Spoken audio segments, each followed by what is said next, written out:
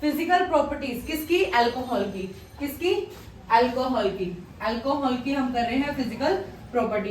तो first physical property यहाँ पे क्या है? Boiling point. क्या है?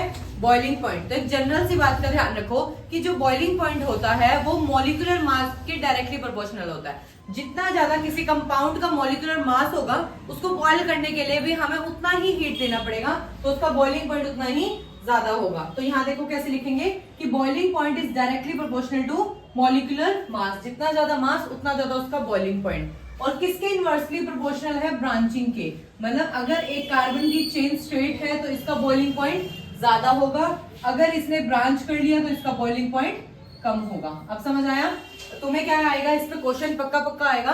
क्या होएगा? 4 ऑप्शन देंगे और चारों को कहेंगे इनको अरेंज करो इंक्रीजिंग ऑर्डर या डिक्रीजिंग ऑर्डर में in the basis of boiling point. तो हम क्या कर सकते हैं? हम उसके मॉलिक्यूलर मास को देख सकते हैं, जिसका ज्यादा होगा उसका बॉइलिंग पॉइंट ज्यादा, अगर किसी में ब्रांचिंग हो रही है तो उसका बॉइलिंग पॉइंट कम। तो इन दो तरीकों से हम क्या कर सकते हैं? बॉइलिंग पॉइंट के इंक्रीजिंग और डिक्रीजिंग ऑर्डर को हम लगा सकते हैं। एक इसमें सबसे इंपॉर्टेंट पॉइंट यहाँ पे डायरेक्टली कि अल्कोहल्स का सबसे ज्यादा बॉइलिंग पॉइंट होता है। क्या बोला मैंने?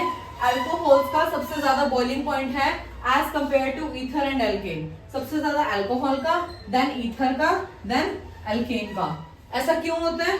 क्योंकि अल्कोहल में हाइड्रोजन बॉन्डिंग होती है। क्या होता है? Hydrogen bonding. तो हाइड्रोजन बॉन्डिंग होने की वजह से उसका बॉन्ड ज्यादा स्ट्रॉन्ग हो जाता है और स्ट्रॉन्ग बॉन्ड को तोड़ने के लिए हमें ज्यादा हीट देनी पड़ती है, मतलब उसे ज्यादा बॉईल करना पड़ेगा। तो ज्यादा बॉईल करना पड़ेगा तो अल्कोहल का बॉइलिंग पॉइंट सबसे ज्यादा। उसके बाद ईथर का। ईथर का ज्यादा क्यों है? यहाँ पे हाइड्रोजन बॉन्डिंग तो नहीं है, लेकिन यहाँ पे क्या हो जाता है? ये पोलर नेचर आ जाता है, मतलब इसमें पोल क्रिएट हो जाते हैं, इसीलिए इसका इससे कम होता है। लेकिन और एल्केन से ज्यादा क्यों है? क्योंकि एल्केन में कोई पोलैरिटी नहीं होती, नो पोलर बॉन्ड फॉर्मेशन।